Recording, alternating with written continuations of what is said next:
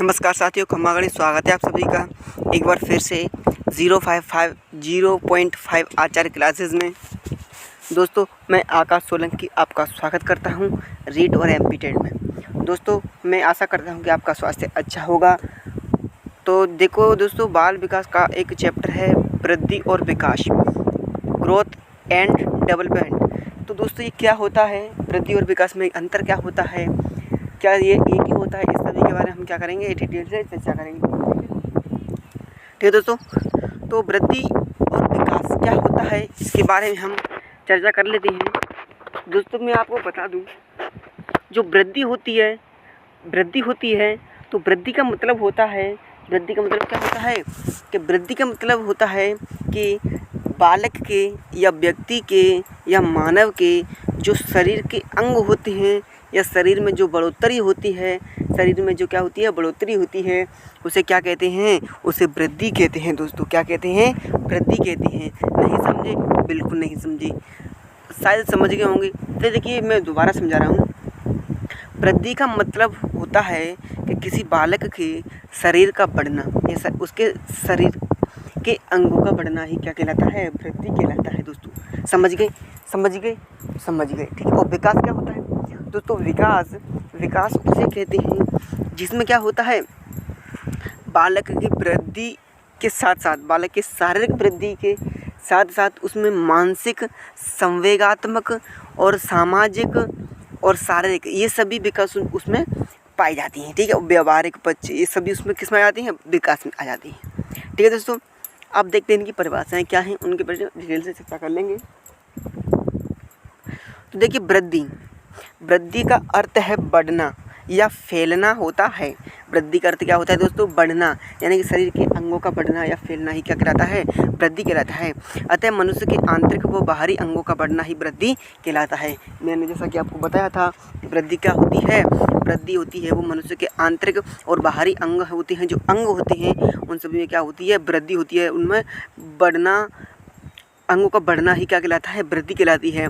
वृद्धि शारीरिक संरचना और शारीरिक बदलाव की ओर संकेत करती है। वृद्धि क्या करती है, शारीरिक संरचना और शारीरिक बदलाव की ओर क्या करती है, संकेत करती है। करती कि नहीं करती है? जैसे देख लो, ये देखिए, ये जो बालक है, इसमें ये चित्र देखिए, इधर चित्र देखिए, वृद्धि और विकास चित्र देखिए। इसमें ये एक बच्चा है, सबसे छोटा है। ठीक है। इसका आकार कैसा है, इसका आकार छोटा है, इसके अंग आकार छोटा है, जिसके अंग होंगे ना, अंग वो भी कैसे होंगे, छोटे ही होंगे। कैसे होंगे, छोटे होंगे। ठीक है। अब इसमें क्या हुआ, इसकी वृद्धि हुई। जैसे जैसे समय गुजरता गया, इसकी आयु बढ़ती गई, तो इसमें क्या हुआ, इसकी वृद्धि में, इसमें कुछ वृद्धि हुई तो ये बैठना सीख गया, फिर देखो खेल रहा है, फिर चल रहा है, दौड़ रहा है। ये सभी क्या है, इसके आकार में परिवर्तन हुआ कि नहीं हुआ? जब कोई बालक छोटा होता है तो उसकी उंगली की देखना, हाथ देखना, पैर देखना, कैसे होते हैं, छोटी छोटी होती हैं। जब वो बड़ा होता है, जब उसकी वृद्धि होती है तो उसके अंग क्या होते हैं, साथ ही साथ उसके अंग बढ़ने लगते हैं। बाहरी अंग और आंतरिक अंग, ये सभी क्या करने लगते हैं, वृद्धि करने लगते हैं, और उनमें बदलाव या परिवर्तन देखने को मिलता है। होता है कि नहीं दोस्तों? यही क्या होती है, हमारी वृद्धि होती है। दोस्तों, क्या होती है, वृद्धि होती है। किसी भी प्राणी में विकास पूर्व में और वृद्धि बाद में होती है। विकास किस में होता है, पहले होता है, और वृद्धि बाद में होती है। ठीक है। वृद्धि गर्भाधान के लगभग 2 सप्ताह पश्चात ही प्रारंभ होती है और 20 वर्ष तक उम्र के आसपास समाप्त हो जाती है। यानी कि वृद्धि क्या होती है, वृद्धि की एक निश्चित आयु होती है। वृद्धि की एक निश्चित आयु होती है कि वृद्धि 20 साल के बाद, 18 साल के बाद रुक जाती है। आपने देखा होगा, अगर कोई बालक 5 फुट का हो गया, उसकी आयु 20 साल हो गई, तो अब वो उसके शरीर है वो क्या वृद्धि नहीं करेगा। उसका शरीर क्या करेगा, वृद्धि नहीं करेगा, वहीं की वहीं रुक जाएगा। इससे से ये सिद्ध होता है दोस्तों कि जो वृद्धि होती है वो कैसी होती है, वृद्धि की एक निश्चित क्रम होता है, वृद्धि की एक निश्चित आयु होती है कि इस आयु के बाद शरीर का बढ़ना इम्पॉसिबल है। फिर शरीर वृद्धि नहीं करेगा दोस्तों। ठीक है। फिर उसका विकास स्टार्ट हो जाएगा, वो विकास करता रहेगा। तो ठीक है। वृद्धि में होने वाले बदलाव सिर्फ शारीरिक व रचनात्मक ही होते हैं। जब वृद्धि में परिवर्तन कैसे होते हैं, उसमें बदलाव कैसे होते हैं, ओनली फॉर शारीरिक, ओनली बॉडी से रिलेटेड जो बदलाव है ना, वो चेंजिंग है, वो बॉडी से रिलेटेड ही होते हैं। ठीक है, किसमें, ग्रोथ के अंदर, मतलब वृद्धि के अंदर। ठीक है दोस्तों, वृद्धि केवल परिपक्व अवस्था तक ही सीमित है, यानी कि जब व्यक्ति परिपक्व हो जाता है, जब व्यक्ति पूर्ण रूप से परिपक्व हो जाता है तो उसकी वृद्धि क्या हो जाती है, रुक जाती है। क्या हो जाती है, रुक जाती है। जबकि विकास जीवन पर्यंत चलने वाली प्रक्रिया है। जबकि विकास कैसी है, जीवन पर्यंत चलती है। दोस्तों समझ गए, समझ गए ना।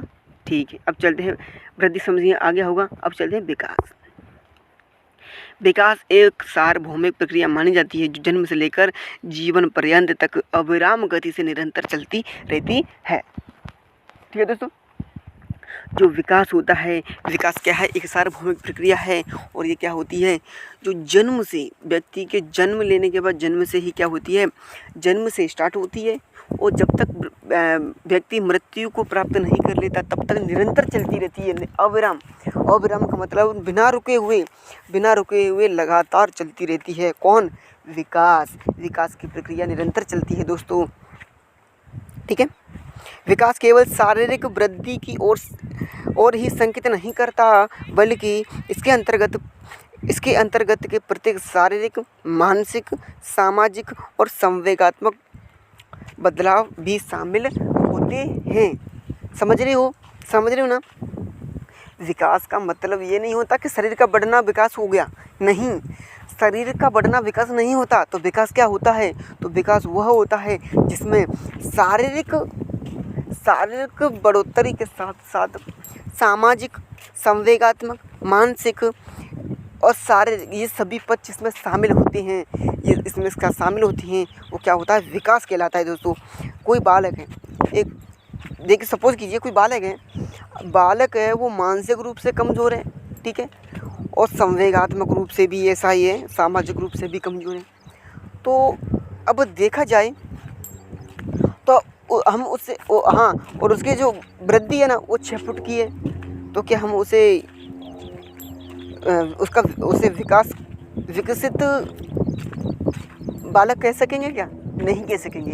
क्यों? क्योंकि उसका विकास नहीं हुआ है, उसकी वृद्धि हुई है, ओनली फॉर ग्रोथ हुआ है, उसका विकास नहीं हुआ है। ठीक है दोस्तों, तो मतलब कुल मिलाकर कहने का मतलब ये है कि वृद्धि होती है तो वृद्धि में तो शारीरिक बदलाव ही आती है, शारीरिक चेंजिंग, बॉडी चेंजिंग ही होती है। और लेकिन डेवलपमेंट में, विकास में क्या होता है, शारीरिक, मानसिक, सामाजिक और संवेगात्मक, ये सभी विकास होता है। ये सभी विकास इसके अंदर आते हैं, किसके अंदर? विकास के अंदर। तो ये क्या होता है? ये विकास होता है दोस्तों। ठीक है, जो क्या होता है, जन्म से जीवन पर्यंत, मृत्यु पर्यंत तक बिना रुके हुए निरंतर चलने वाली प्रक्रिया है। ठीक है, जो गर्भ से लेकर मृत्यु तक निरंतर मनुष्य में प्रकट होते रहते हैं। अतः प्राणी के अंदर विभिन्न प्रकार के शारीरिक एवं मानसिक क्रमिक बदलाव की उत्पत्ति ही विकास कहलाती है। ठीक है दोस्तों, समझ गए ना।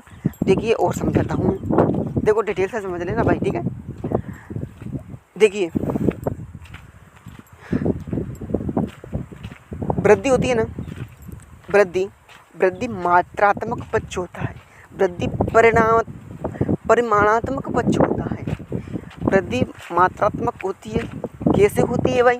वो इस तरह से होती है कि वृद्धि का मापन किया जा सकता है। वृद्धि का मापन किया जा सकता है कि नहीं किया जा सकता, ये बताओ पहले, बताइए, कमेंट में लिखिए। वृद्धि का मापन किया जा सकता है कि नहीं किया जा सकता? बिल्कुल किया जा सकता है, बिल्कुल किया जा सकता है। कोई व्यक्ति 6 फुट का है, उसे बता देंगे कि ये 6 फुट का है। क्यों? क्योंकि उसका मापन करके, उसके वजन करके, इसमें इतना वजन है, उसका मापन किया कि नहीं किया है कि हाँ, कोई व्यक्ति 4 फुट का है, 5 फुट का है, 6 फुट का है, तो क्या है, ये मात्रात्मक है, उसे हम माप सकते हैं। ठीक है, ठीक है, किसको? वृद्धि को।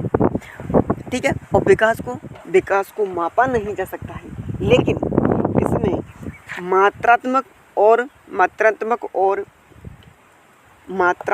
और गुणात्मक पक्ष दोनों ही शामिल होते हैं। किसके अंदर? विकास के अंदर। विकास के अंदर मात्रात्मक पक्ष और गुणात्मक पक्ष दोनों ही शामिल होते हैं। मात्रात्मक पक्ष मतलब शरीर में बढ़ोतरी हुई, उसको मापन किया, वो मात्रात्मक पक्ष हो गया। गुणात्मक पक्ष उसके व्यवहार में कितना चेंजिंग आई, कितनी चेंजिंग है उसके व्यवहार में, उसका मानसिक संतुलन कैसा है, उसका शारीरिक विकास कैसा हुआ है, ठीक है, और संवेगात्मक विकास कैसा है, ये सभी क्या है? विकास के अंदर आता है और गुणात्मक पक्ष के अंतर्गत आता है, ठीक है। तो दोस्तों ये था हमारा वृद्धि और विकास में अंतर। मैं उम्मीद करता हूँ कि आपकी समझ में आ गया होगा। अगर समझ में नहीं आया हो तो कमेंट कर लीजिएगा, अगर नहीं आया हो तो दोबारा भी शायद आ जाए, ठीक है दोस्तों। अगर वीडियो अच्छा लगे तो चैनल को सब्सक्राइब करिएगा, दोस्तों के साथ शेयर कीजिएगा दोस्तों, ठीक है। मिलते हैं अगली वीडियो में, तब तक के लिए बने रहिएगा 0.5 आचार्य क्लासेस के साथ। तब तक के लिए जय हिंद, वंदे मातरम।